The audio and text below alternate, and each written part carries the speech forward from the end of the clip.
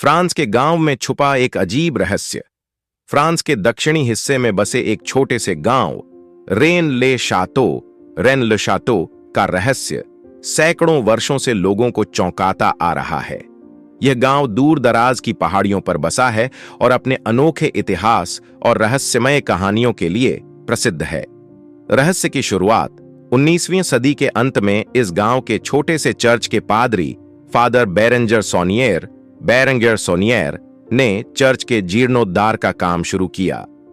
Church संत Mary Magdalene को समर्पित था और वर्षों से खराब स्थिति में था।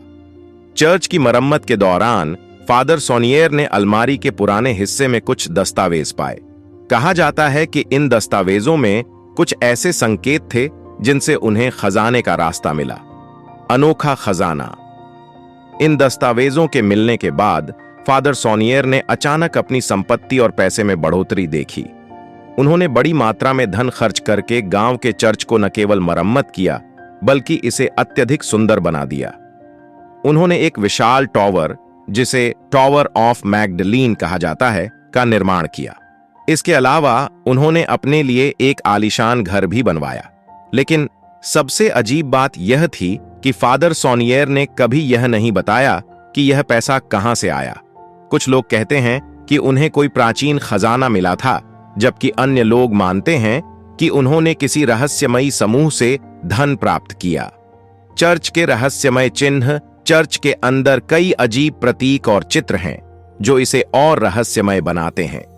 एक मूर्ति में शैतान को पानी पकड़ते हुए दिखाया गया है, जो कैथोलिक चर्च में सामान्य नहीं है।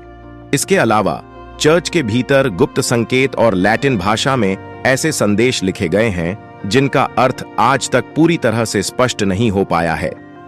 षड्यंत्र और सिद्धांत। रेन ले शातो के रहस्य ने सैकड़ों शोधकर्ताओं, खजाना खोजने वालों और षड्यंत्रकारी सिद्धांतों के प्रेमियों को आकर्षित किया है।